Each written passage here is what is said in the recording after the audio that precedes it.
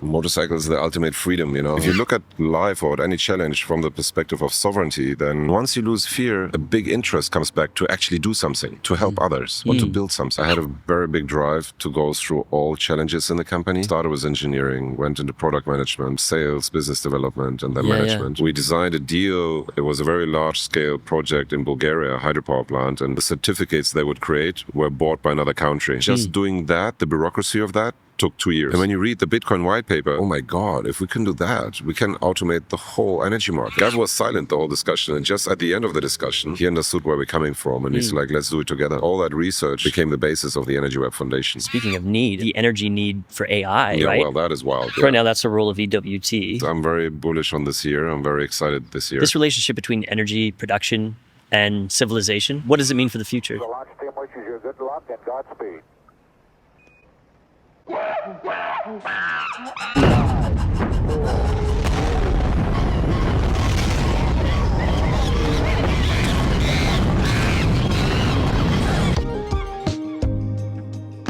Space Monkeys, blasting off at last with Ed Hesse.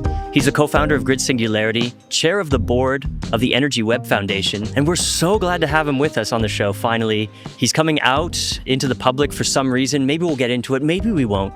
But anyway, great to have you here, Ed. Welcome to the show. Thanks so much. Thanks for having me. It's been a long time coming getting you on the show, because you and I met, what was it, like 3.5 years ago or something like this? Yeah. And pretty early into knowing each other, you invited me to your home, I think it was, for an event with some of the wildest minds I ever met. What was the purpose of this event? I mean, I'm hosting a lot of different ecosystem events. Yeah. And I'm generally very curious to understand how ecosystems are run. And it's a private hobby to curate the best curators. And so I'm really enjoying to have different minds at the table: artists, musicians, founders, generally people that dare, generally people that do. Yeah. The underlying layer of those events that I'm running is kind of sovereignty. Because if you look at life or at any challenge from the perspective of sovereignty, then it gives an interesting twist pretty much along the whole Maslow pyramid. If you think about sovereignty of, at the top of the Maslow pyramid, which is self-fulfillment, is sovereignty of the mind. How to achieve that? Meditation, all kind of, mindfulness tools, sovereignty on the physical layers, how to produce your own food, how to produce your own energy, and the general principle behind that is very simple. They even teach that in a plane, which is, if there is a leakage of oxygen, you need to put your mask at first on yourself and then on the child. The principle is very simple. If you can take care of yourself, you're best suited to help others. And that's I think that's a general principle, which I'm very interested in. And that principle is core of the Web3 vision. That's why the Web3 vision in very early in 2013, 14, and kind of was the first white paper of Bitcoin when I read it. That was the hook for me, And so all I did is just going deeper that route, how can we enable more and more sovereignty on an individual but also communal level? And making these events, you have musicians there, you have artists, founders of all kind of different business verticals. Once you bounce the idea with them around sovereignty, how does, what you do support the autonomy of individual or community, not dependency, the opposite. Yeah. There's very interesting conversations that you get, that you get kicked off. Yeah. Do you feel civilization is moving toward sovereignty of the individual, or are we by and large pulling away? I think there is general cycles, so there is cycles of consolidation and then separation again. And I think in the last 20 years, was the total globalization, of internet, of information, reproduction, everything. I think the sensitivity specifically kind of in the crypto sector has risen a lot around privacy and data ownership and all of that. Nobody cared about this in 2005, 2010, but then, sensitive cases came out with some social networks becoming too big. And so I think there is a growing consciousness around that topic of sovereignty, and the Web3 vision is describing that very, very well. Even if you look like on the political landscape, which is, I know it's a minefield to talk about it, but even right now you see kind of the right wing is on the uprise. That's right. And a lot of the right wing is very driven by kind of libertarian thinking, you know, like look at Milei, look at Trump, look at many other countries, you know. Yeah. It's they even have it on the hat, which is like America first, you know. Yeah. So which is a massive sovereignty kind of attitude, you know. Take care of yourself first, you know. And so I think there is an incredible wave pushing into this direction right now, you know. When I hear you talk about sovereignty, I'm hearing elements of freedom, but also elements of agency, the ability to make something of your own. Yeah.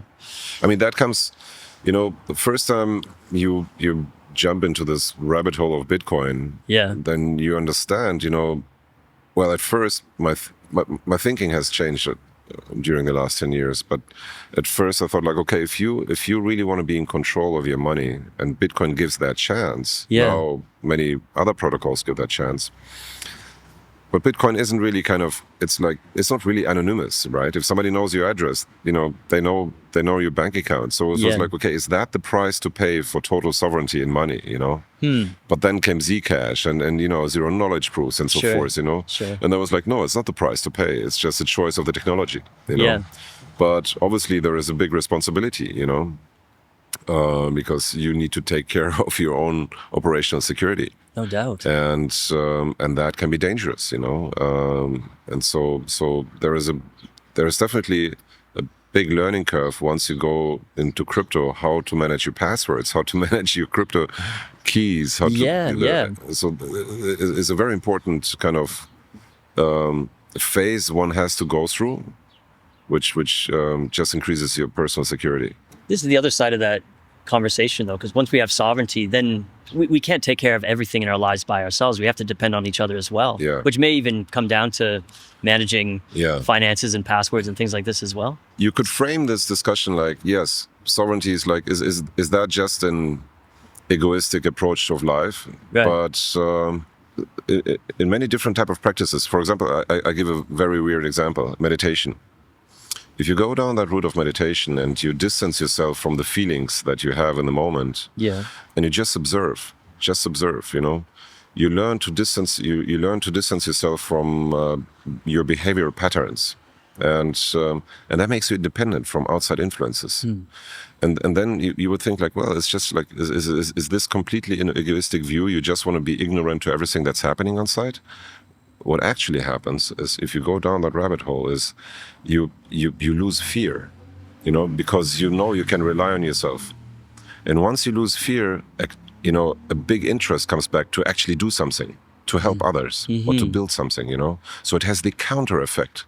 Once you can take care of yourself, you're best suited to help others, you know, and that's where activity comes, you know, and then you want to build something with others, you know, because you're not afraid anymore. If shit hits the fan, you can take care of yourself, you know. We had an example of this in last February. I mean, we had two examples. I don't know if there is a drill going on worldwide with blackouts, but I live in Lisbon, and we had this blackout, you know. Wild, eh? I mean, they were definitely by far more civilized than in Chile, because the blackout was for 10 hours. There was no looting yet. But I'm living part of the year in South Patagonia on a farm, and this farm is called Black Swan, is set up for sovereignty. So we produce our own food, we have our own electricity, Starlink internet, and so the goal is to minimize imports to zero and only export good goods. There was a blackout. And this farm is an island. We didn't even notice the blackout because everything was just going on. And so we went, it's like 10 kilometers away from a city. We went up a hill, sun went down, we watched through the city. It's like, why the city is black? It's dark, you know? And then we realized when checking internet, there was a blackout. Cellular network was down. We couldn't call our friends. So we went to the city. We wanted to drive with cars to the city to check up on our friends. Mayhem. Traffic jam, you know, and then so we took motorbikes, and looting everywhere. After a few hours of blackout, everything was collapsing, you know. Oh my God. And so how vulnerable we are. Yeah, absolutely. And that was then, okay, we picked up our friends, went back to the farm, stayed there for 2 days, nothing happened, you know. We had everything, you know. And that is kind of moments where I realize why sovereignty is important, you know. And then you start helping others, you know, and that idea is viral. because it's just like it creates self-healing, less fear, you know. It drives more activity, you know. Yeah. It makes the whole system more sound, more resilient. And that you know, and that was actually also the big motivation behind Energy Web. Because now in every energy market, you have basically one central coordinator, which is balancing the market, which is usually the transmission system operator. Wow. So if there is a blackout, it cascades into the whole country. Totally. But if you can make, you know, you could actually replicate the whole market design in kind of very small cells, so that if, you know, those cells can operate by themselves and balance themselves. But for this, you need to digitalize. You need to bring information sharing into real time. You need, and that does not exist nowhere in the world. And that was the motivation behind creating Energy Web. Yeah. Like a decentralized business logic execution that can facilitate that without trusting a single entity. You know, Yeah, we're gonna dive into Energy Web in a moment. You mentioned there, real quick, that you hopped on motorbikes to explore the city. Yeah. I heard that you're a big motorcyclist. Is this true? Yeah. I love. I mean, when I have time, and it's like as a. When you were younger, did you go on some trips? Yeah, I did once a trip to Mongolia. I went with my dad, father-in-law, and two brothers-in-law. Okay. We went for 3 months on the Silk Road. Wow. The initial goal was to visit the town where I was born, which is on the border to China. And so we went from Vienna. Why were you born there? What happened? So my ancestors are kind of Germans. Yeah. But so Catherine the Great, 200 years ago, she was a German. She was, and she invited a lot of Germans and Austrians to come to Russia. Okay. And so that's where that's kind of the roots of my family. I see. But then in Second World War, majority of these Germans, they were killed as cannon fought against the Germans. And then when Stalin took over, again, they were halved because a lot of my ancestors disappeared in the gulags. Okay. And so in 1975, there was rumors that the Stan countries will separate first from Russia. Yeah. And so my parents, they moved to Kyrgyzstan, which is the outer edge of that. At that time, it was Russia. And they were waiting for 10 years until they could escape communism. Damn. And so that's the 10 years I lived there. I must say, I had a beautiful childhood because it was basically like growing up like Huckleberry Finn, you know. It is a beautiful country. Yeah. Mountain country as well, right? Yes. Yeah. Yes. Yeah. Yeah. Wow.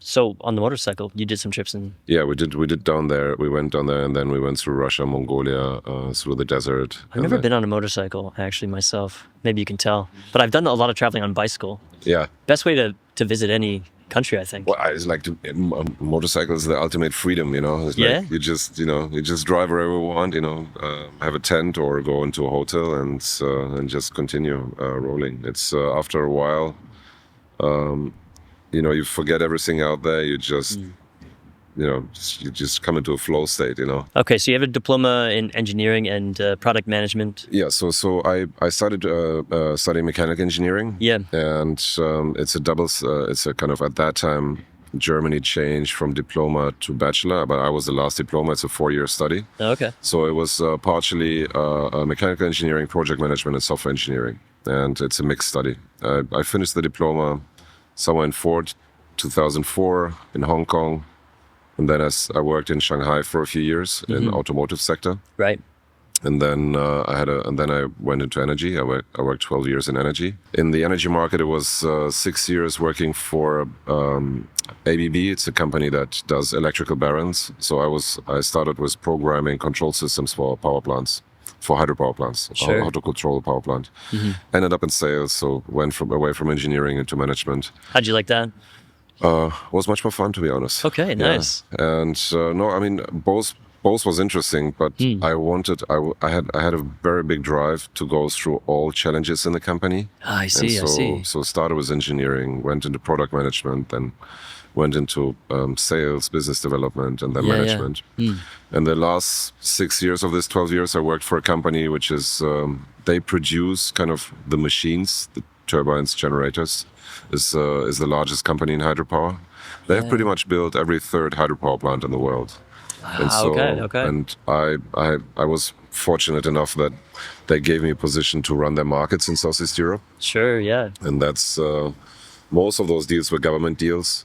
So we set up bilateral contracts between countries for financing very large scale deals. Amazing. It was very slow business, it took 3 years until you structured the deal. It took another 6 years to build it. And so very slow, but very interesting business, because it involved discussing with the world banks, international financing institutions, which were funding the developing Huge countries. Builds, yeah. And then the environmental piece as well must have been massive. Yeah, absolutely. Totally. You needed to have all kinds of environmental impact studies and everything. And so I think I owe my whole life to Hydropower. I grew up near Niagara Falls, so it's all Hydro. Which was the first source for Bitcoin mining, to put the Bitcoin miners in the hydropower plants to avoid the grid costs. This is the trick. That's how I stumbled over Bitcoin. I wanted to ask. Okay, I was wondering if that was a connection. So what happened there? So in 12, friends of mine, they approached me and said, like, Ed, let's buy some mining rigs. Like, what? I was like, and then so what is this?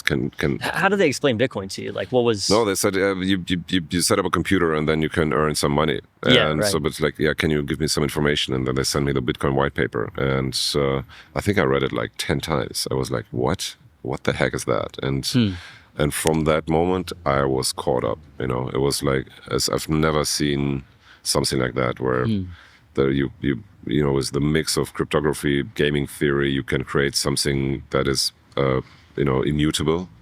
And that was so interesting for me, because a few years before, somewhere around 2008-9, we designed a deal. It was a very large-scale project in Bulgaria, a hydropower plant, and we utilized something that is called CDM, Clean Development Mechanism, to create the funding for that big hydropower plant.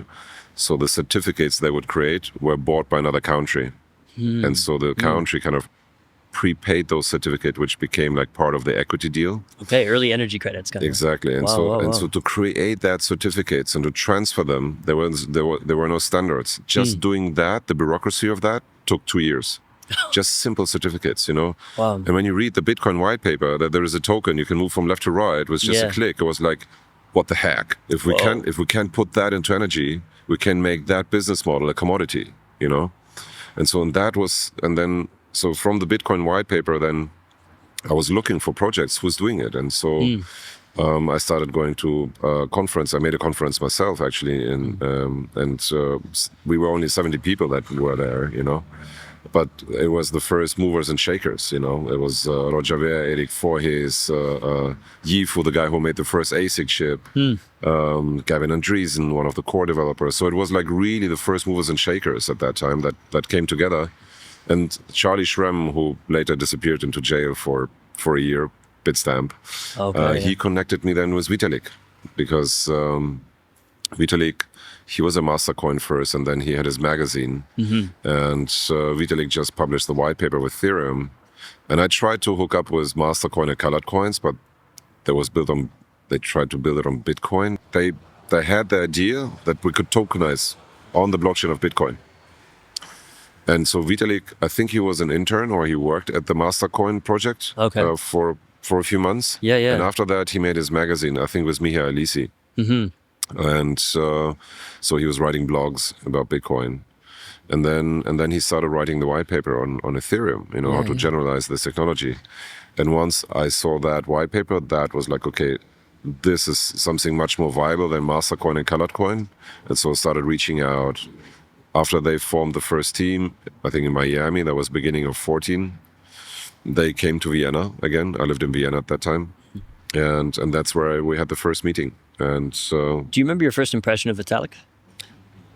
Yeah, very well. I mean, it was, I come from an industry, from a corporate background. I mean, I built a few startups in the night. So, but living in Vienna, where Austrian people are very fond of titles and age, and and representation of that is usually kind of age, Vitalik was 17, and just talking to him, what was really fascinating me was describing potential solutions in a very abstract form, This how can we design a program that is just executed in this virtual machine, Right. And so this is like if you kind of really understand the possibilities through that, or kind of then it's like opening the box of Pandora, and you feel like a hammer, and everything looks like a nail in the world. Sure. Everything. You know? And then it's like, oh my God, if we can do that, we can automate the whole energy market. We can make it hyper liquid. And so I remember the first dinner when I was asking them how far are they, you know, what is the roadmap, when do they want to launch, and so forth. So and then I told them my interest, how I would be really interested to bring that into energy. Yeah. And Gav was there as well. And then after the dinner, Gav and me kind of we started talking together, and he said like, okay, let's go down that road. Is that your first real conversation with him? Yeah, exactly. And then and that's where it started. And then I started doing workshops. We had a few workshops in Serbia. 1 second, that conversation with Gav there. What was the content of that conversation? Who was leading that conversation as well? So I mean, we were 4 people at the table. At that time. Actually, we were like 8 people. There was a bunch of investors from the energy sector. Okay. Very senior, wealthy people. Brought by you? Yeah, I brought them in. Okay. And I wanted to see how I can bounce these two very different worlds. Totally. And then was Vitalik there. Yeah. And Gav and Vlad Zamfir and Yanni from Yanislav Malahov. Mm-hmm. It was very difficult to have the discussion at that time because we were such different worlds, Okay. But then they didn't see it. Yeah. No, because they had no clue what we are talking about, and we had no clue what they are talking about, right? Because their models were very abstract. We were talking about real world business, and the potential of this abstract model, bringing it into real world business. Yeah. And so it was a really interesting discussion, but it was like coming from 2 completely different ends, And Gav was silent the whole discussion. And just at the end of the discussion, where I was like, "Look, I would like to follow you. I would like to support you. How can I support you building that thing?" And at the end, Gav came like, "Look, he's the same age. Is a very different. It's easier to talk. He understood where we're coming from, and he's like, let's do it together." Wow. And then I just kicked off the research, and Gav joined with Jutta and with Aaron. Mm-hmm. And that's how we created basically the whole basis. All that research that we did over a year long became the basis of the Energy Web Foundation. What about Grid Singularity? Where was that? Yeah, so look, at that time, in 2016, the only benchmark you had how to launch a decentralized network was done by Ethereum. Sure. Here in Switzerland. In Zug. So it was clear if we want to build some form of substrate where future energy markets run on, it needs to be non-profit and decentralized, And the only way to found something like this, so we basically copy-pasted Ethereum. So it's like, okay, we need to invest into building that thing. And ideally we build it with the whole market, because it will take quite a while for the market to understand its whole potential. So instead of us inventing it, let's create a consortium and we bring all the big players to the table and we develop it together with them. But to do that, we needed an accounting company, to kick that off, to hire the first people, to bootstrap, to get the first fundraising inside. Mm-hmm. And that was Grid Singularity. It was exactly the same for any other Zug foundation. Okay. So Web3 Foundation was Parity. Yeah. So pretty much every other foundation, there was at first Same. an entity that kind of kicked this off. Mm-hmm. But this entity, or the founders of this entity, then founded the foundation. And so the way we operated the foundation at the beginning, I was fortunate enough to find a very strong partner on the business side, which was Rocky Mountain Institute. It's a think tank from US, Think and Do Tank, as they call themselves. And it's a lot of ex-McKinseys that do advisory and around decarbonization, and very well connected globally. Advise a lot of governments and on strategy towards decarbonization. And so I really liked their blog posts because they went to a similar direction as they shared pretty much the same vision. Yeah. And so we pitched to them. We said, like, look, we have some of the best developers in the world with Gav and his team. Sure. And I think we can build that tech, but we need to create a consortium, and we would need someone who's helping with the whole kind of facilitation of the energy market to build solutions together. So Rocky Mountain was also interested in energy as well, transforming the energy markets. Absolutely. I That's see. one of the core sectors. Yeah, Okay. but they had no clue about about blockchain at that time. You know? And so I was pitching to them. What a puzzle piece to introduce to them. Wow. So it took me 3 years to convince them, and then we said, okay, we're gonna found the foundation as partners. Yeah. So it was Rocky Mountain Institute and Grid Singularity. We together founded the foundation with the support of Parity and because they were building the core technology. One of we actually at Energy Web, we pioneered a lot of technologies. Many people don't know that. The very first proof of authority protocol was done by us. We funded Parity to develop that protocol. Right. That was then taken by POA protocol. There was a protocol called Proof of Authority, POA protocol, which became DAI. And then which became Gnosis. Right. The chain of pretty much all of the chains from the exchanges which are run by authorities was a copy paste from our model. So Binance chain and all the others, Yeah. And that was all based on this. Okay, we want to have a set of validators that are known. And so that was the key. We kind of kicked it off. The reason for that was also very funny because in 2016 we witnessed the split of the network, Ethereum, because initially we wanted to build on Ethereum. I remember, because of the DAO hack, the network split. And then in the discussions with the affiliates, as we call them in the foundation, with all the large corporations, it became clear, it will be very difficult to run a mission critical activity on Ethereum if it splits. Which chain do you, what is the governance for us to decide on which chain to go, Exactly, yeah. And so it was much easier to progress building applications when we said, okay, why not we as a consortium, it's all of us running the validators and we know each other, the identities, Yeah. So it's kind of a hybrid approach to decentralization. It's not full decentralization. It's a bit. It's better than one, Yeah, totally. And that's how we came to the conclusion, okay, can we build such a consensus mechanism, which was built by Parity. We did myriads of proof of concepts, if I look at the last 8 years, you can divide it in 2 eras. One era was bringing them together, creating specifications together, and doing hundreds of proof of concepts. For them? For all corporates. Oh, yeah, For all corporates. A lot of those projects were under NDA. We couldn't talk about it. Sure, And of course. obviously the market also, in many cases, overreacted, and just put fantasy inside. Back then, that was amazing back then. The smallest bit of news. Imagine if the news coming out today was coming out back then. Yeah. That would have been absolutely crazy. Now is a very different case. Tesla is kind of doing this energy credit distributed energy markets as well. So what Tesla does in this regard is not new. So there is this notion of a kind of virtual power plant. Virtual power plant, yeah. Yeah, that business model exists in many countries. I see. And the way that works is companies do it for themselves.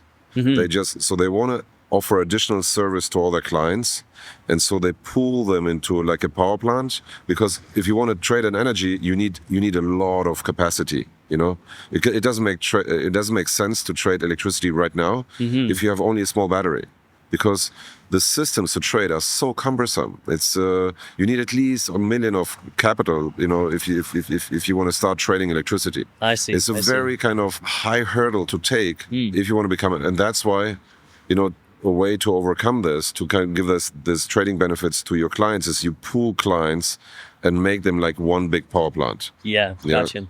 And so actually the software that we have deployed in Australia now was slowly being deployed into the market. That creates this entry barrier of what I would say, you need to have at least $1 million on account if you want to start trading electricity. That goes down by 90%. So, and it makes it by far cheaper to create virtual power plants than it was in the past. In the past, it took a lot of knowledge, building internal management systems inside a company to build a virtual power plant. And then you go scaling, obviously. But you always stayed inside this company, So it's very difficult for you, as a retail kind of consumer, you can't participate in markets. It's not allowed, right. So all you have is just one supplier. But imagine, what we're trying to do is we're trying to make the entry barrier into trading so low that a battery of an electric vehicle, if you have it standing there, just trades itself on the exchange automated. Yeah, right. It's like in DeFi, you know. Sure. And it complies, you know, with all kind of rules because they're baked in the code. You know? Yeah, I get it. And then the economics are much more interesting because you wouldn't be looking at a car like as a pure consumer product, because it basically becomes an investment, because it starts making money, because it trades, it buys. You know, the battery of an average Tesla, it's like 80 to 100 kilowatt. You know how much energy that is? It is for a medium-sized kind of house in Germany. It's enough energy to feed the house for a week. Wow. It's wild. Yeah, you know, exactly. It's big, you know? No, well, this is the sort of redundancy we need, right? Yeah. This would avoid blackouts if we had enough small batteries. Exactly. And this is going to happen. Exactly. There are going to be small batteries everywhere. It is happening. It's only going to increase. Yeah, you know? yeah. And if we don't upgrade the systems to manage that or kind of build redundancy inside security, it will just get more and more. Speaking of need, of course, then the other piece of this conversation is the energy need for AI, Yeah, right? well, that is wild, yeah. Like, what are we going to need? 5 times, 10 times more energy? So the predictions that we see now is basically, so we're somewhere at 1% of total energy is being used for data centers. A big chunk of that for AI. But I think the predictions is by 2027, that's going to go to 2-3%.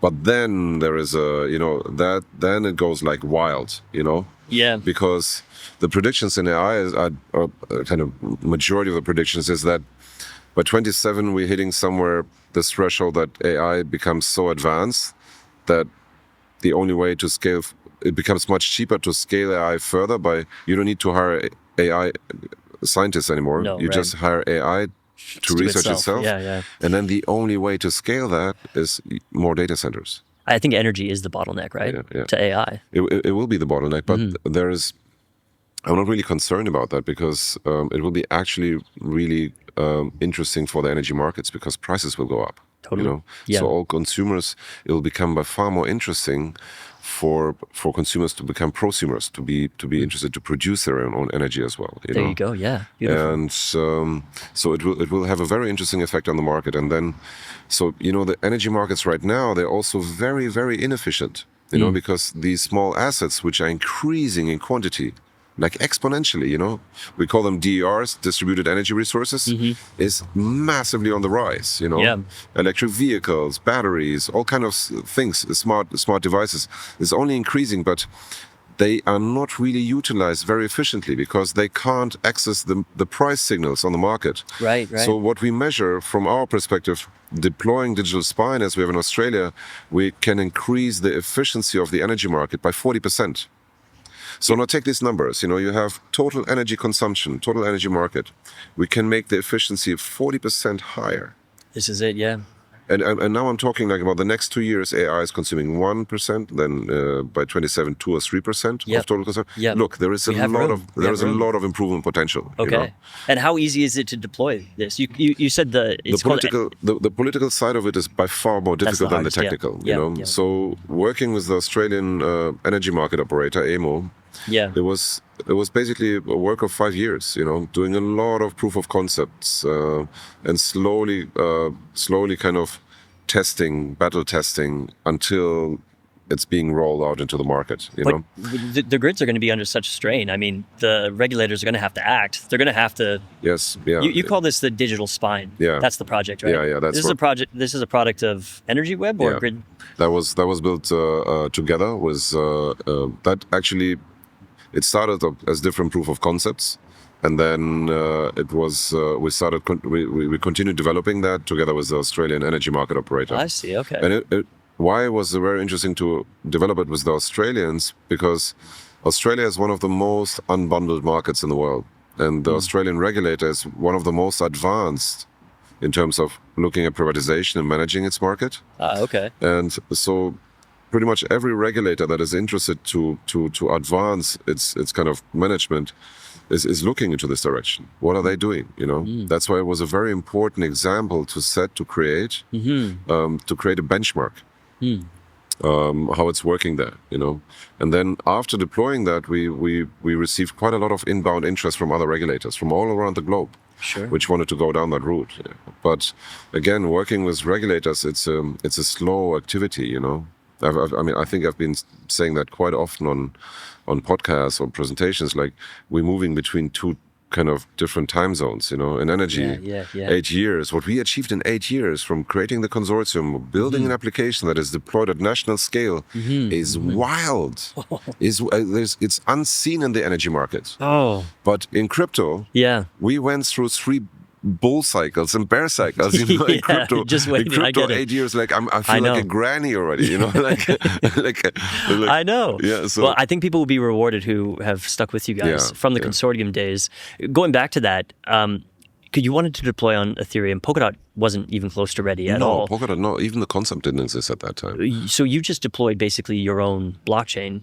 Yes. And this is the proof of authority. And exactly. Who were some of the people who were part of that? All the corporates. All the corporates. Yeah. How'd you get them in? So was it just their R&D department, like a small piece of their R&D department, or pretty much every large corporate has an innovation center. This is it, okay. Yeah, and so they test, play, and do a lot of proof of concepts before they then deploy in their processes. Yeah. It's like telecom has a lot, and they're doing validation as well. Same idea. Look, they're just every large company is like a must. They have an innovation department, So the way we onboarded all was very simple. We took all the research we did during the time that Ethereum was built. Yeah. And we did a roadshow. We talked with TEPCO from Japan. We talked with a bunch of utilities in the US, in Europe, and we were showing them, look, this is our research.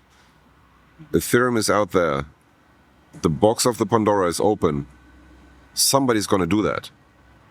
So what we offer is, why don't we all join forces? We all come together. We had the credibility from the technical perspective because they built Ethereum, And then on the other side, and that was very attractive to the companies. And we still do it, So we have a few kind of flagship products that we have built together with some of those affiliates.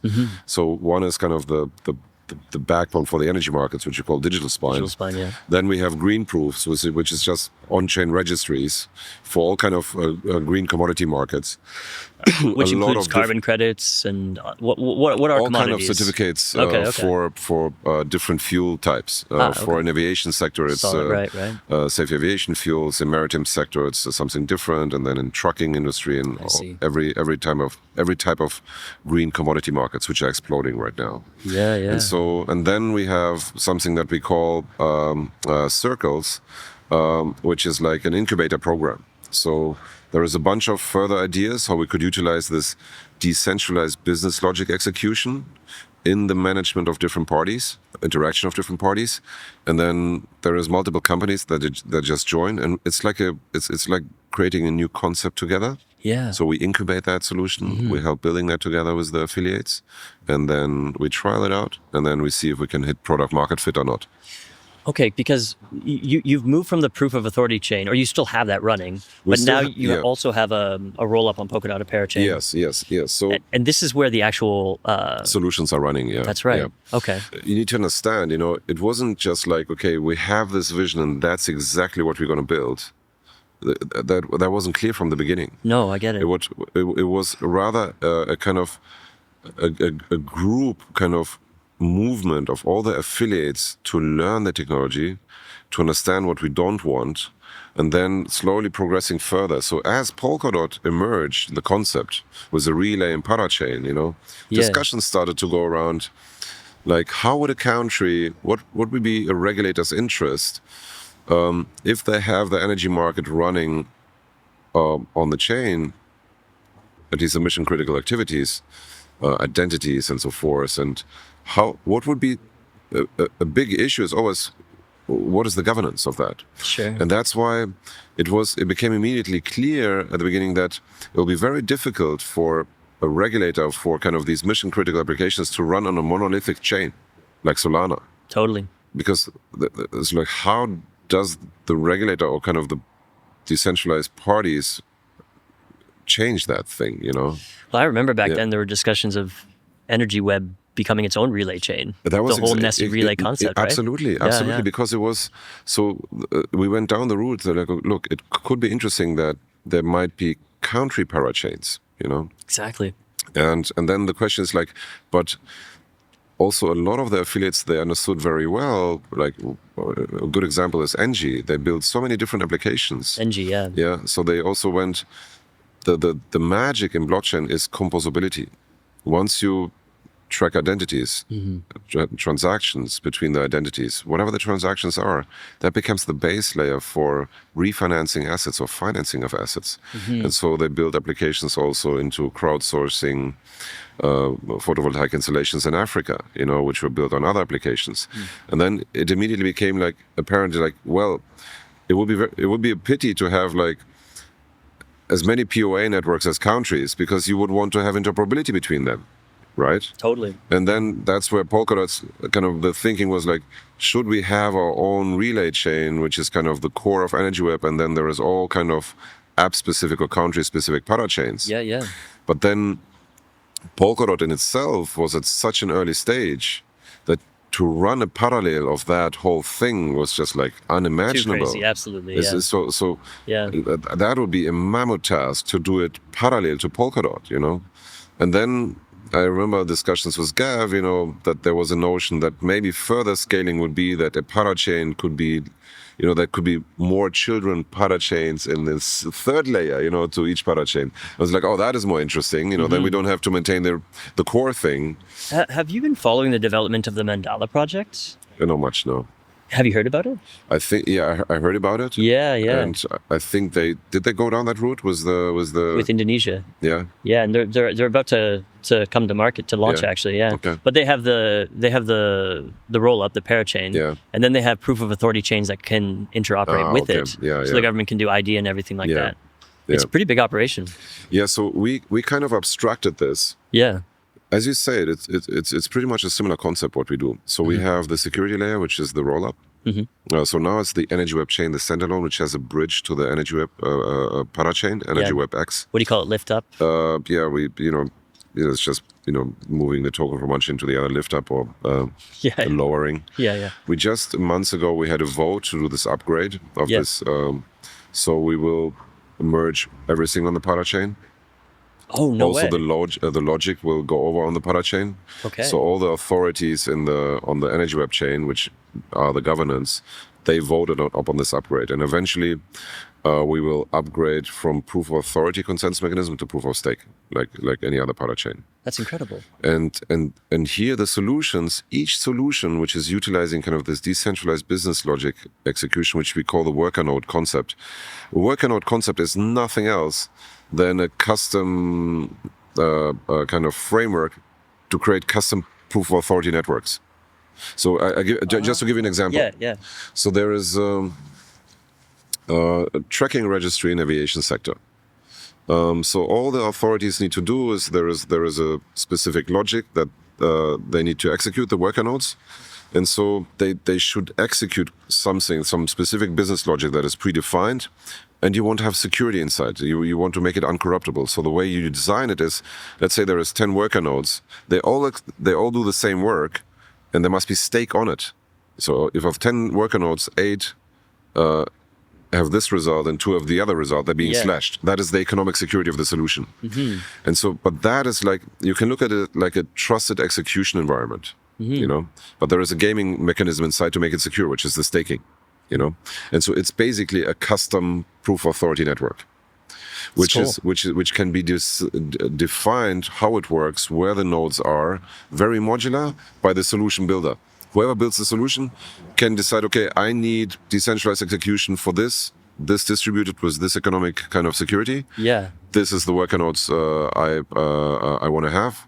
And this is the incentive I'm going to pay them. So you choose the worker nodes. Yeah. This logic, is it already being executed on centralized networks today? No. So we have it in production now. No, I know. Yeah. But is it already happening off chain, or are you creating? No, we have. I think we have a few thousand worker nodes operating some solutions already now. And but what I'm trying to get at is you're building new business logic. Yeah. Business logic that doesn't exist otherwise. Yeah. Okay. Essentially, we have like 4 stakeholders in our ecosystem. There is solution builders, which in many cases is us with affiliates together. And here we have something that we call Smart Flow, which is like a no-code solution to build like a business logic. And then, like, for example, a registry. We come together with Maersk, for example, for this Catalyst, which is a registry for the aviation, for the maritime sector. And they wanted to have a registry to track all the certificates of all the fuel that is being consumed there, of all the green fuel. So we decided the business logic, how to track those certificates to avoid double spending and all of that. And then there is a requirement, okay, how is that being validated? What is the security of this tracking? That's where you then define the setup that you need of proof of authority networks to validate all of that. And you put it out into the wild, So this is the solution builder. Then there is users, the clients, which are using those solutions. And so in the aviation sector, SAFSI, the platform we built with EDF and Rocky Mountain Institute, there is a lot of clients that are buying certificate on the platform. Facebook, Netflix, large corporations, BlackRock, and so forth. And so they buy those certificates on this platform. We have nothing to do with that because this platform is operated by the solution builder, which is... I see, wow. So we just provide them the framework. And so they pay transaction fees there, And so we have the solution builder, the clients, and then I would call this is like all on the Web 2 side, It's like many of the clients don't even know there is a blockchain running in the background. And then we have the Web 3 side, which is the worker node providers and token holders, which contribute to the security of the chain and of the solution. The worker nodes, are they also validated? Will they also be validators for this proof of stake network, or is that a separate set? That is a separate set. That is a separate set. So you basically kind of on the blockchain side, you have one is the security layer, which is a blockchain. With those, you will have normal validators like on any other parachain. And it will be unpermissioned, so anyone can be a validator. But you probably need a minimum set of tokens staked on you to be in the validator set. Sure. And then the second layer is all the solutions, the worker node concepts. This is kind of interesting how, instead of coming to market with a specific idea, it's kind of your modus operandi. Actually, you bring people together into the same room, and we kind of see what emerges from it. It's actually not new in the industry, Sure. Because that's how industry standards are created.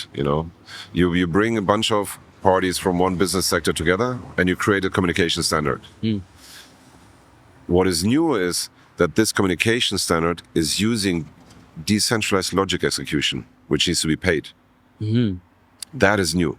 The implementation, this merging of Web 2 and Web 3 in a way that corporates can deal with it, because we're still far away that a corporate can actually deal with tokens. The corporates don't want to deal with tokens. So they want to have a normal subscription fees, like paying Slack or whatever other solutions. But the execution in the background, the security is provided by this decentralized logic execution. So right now that's the role of EWT. So yes, we have been pioneering all of these networks. We have been building the solutions with them, the worker node concepts, and now we're pushing a lot of upgrades, which we will publish in the next few months. Okay. How, for me, kind of the vision we had 8 years ago, this is the last 5% we're building now. I see. And then I think we're gonna have a really interesting rest of the year with all the interesting upgrades that we're coming. I think there is a lot of new innovation that we're pushing right now. So we're right now in processes to have the last regulatory kind of clearance on several upgrades, that we have a seamless interaction between Web 2 and Web 3. Anything you want to share about these upgrades? I'll share that in the next few weeks. So nothing you want to share right here? Yeah. Fair enough. Yeah. How about what's missing from the protocol today? What are the pain points still? A big pain point is still the formalization of the SLA contracts between kind of the one who operates the solution and the one who builds the solution. I see. So there is like standard SLA contracts that corporates are used to, but when you start to use a decentralized business logic execution, I think there is a new innovation to be made, which we probably will face in the rest of the year, which is the notion of a decentralized SLA, where there is some decentralized part that has a separate SLA, service level agreement, that needs to be paid separately. And I think that's still a pain point. It doesn't exist in the world. We haven't seen this anywhere. Wow. And that is kind of a bridge, like the last bridge, that needs to be built for a corporate to be able to interact with Web3. Yeah. I think is one of the biggest pain points right now. Yeah. Okay, beautiful. Yeah. How does the whole network grow from here? So you mentioned aviation fuel, maritime fuel. So yeah, that's digital spine. two Where products. does it go? Yeah, two products. So, the whole market of green commodities. So just look at all commodities out there: cement, steel, fuels, like all type of fuels for trucking, for maritime, for aviation. I mean, this business exists already. Yeah. Yeah, it's a massive business. Sure. It's a massive business, really. Yeah. And so there is a very big drive in the world to be able to have provenance of all that fuels. Obviously, there is a kind of a drive for decarbonization, but there is a general drive to understand what type of fuel was used, Sure. So the application of registries in that sector is very young. It's very young, And that's where we are at the core with Energy Web. So right now you have a need for fuel here, you have a production source here, and somehow it makes it over. Exactly. So there's probably efficiencies all along that line. Exactly. If only we knew. Just think about, if that would exist, then if you buy products at Amazon, you could see what kind of fuels, what kind of footprint does this product have in coming to your house. Okay. And that you need for all kind of purposes. What is the footprint of that? What is the footprint of that? To understand if you're concerned about climate change and so forth, you want to understand the footprint of everything, Mm-hmm. And so there is a natural drive for that. So Sure. a lot of countries, majority of the countries have committed to have like green commodity, utilizing green commodities of all kinds to a degree of 100% by 2050, which means this whole commodities market, there is a desire it to be fully tracked by 2050. So we're talking of an incredible business volume. If I just take 2030, I'm talking about a market potential, just like what the commodity is worth, of approximately, I think like 250 billion worth of goods and fuels to be tracked. And so just to give you an example, right now we're tracking already only a very slight portion of the market in aviation of the fuel is being tracked on our registries. And so a ton of safe aviation fuels costs approximately $700. And the registry at currently is being paid something like $3 per ton. Okay. So that is a transaction fee of 0.45%. So you take that example and put that on $220 billion. Exactly. We're looking at tremendous transaction fees, and that is a key market we're looking at with all the registries. Wow. Yeah. Just so happens you're the only group who's been studying this for 8 years. With all the people needed. Yeah. Okay. I mean, a huge opportunity. You guys have been working. You have all the technology. Everybody holding EWT is there to secure the whole network. Yeah. Maybe going a little bit big picture for a final question here. From your point of view, from your expertise, everything you've seen, this relationship between energy production and civilization, what's that relationship look like? And what does it mean for the future? There is an interesting correlation between GDP per capita and energy production. So it's nearly parallel, So the more energy and the more efficient it can be harnessed, the higher the GDP per capita, which is the wealth, basically, of a society. So it's a necessity, or maybe not if you talk to Aborigines, because they don't need energy, So it's like we're not necessarily talking about the happiness index, but we talk about gross domestic production and growth of that. Yeah. Energy is the big place, one of the biggest roles. And you see this specifically when we have a blackout. So nothing happens. Nothing. That's right. Yeah. You for the expansion of energy production, the growth? Yes. Yeah. More efficient, cheaper, more flexible, transportable. Yeah. Is absolutely necessary. Yeah. I mean, you will see that with the explosion of AI. Yeah. Energy will basically represent the intelligence level of an AI. That's right. The amount of energy. Yeah. Obviously, there will be big efficiency increases as well, but it will be equivalent to the intelligence level of an AI. That's it. Yeah. Well, look, it was worth the wait to get you on the show, and really appreciate you coming on and sharing so much. your ideas. So we're getting rained out here, but look out for these final 5% Yes. Yeah, in the coming months. No, Looking forward to it. I'm very bullish on this year. I'm very excited this year. Yeah. Good. Thanks for coming on. Thank you very much.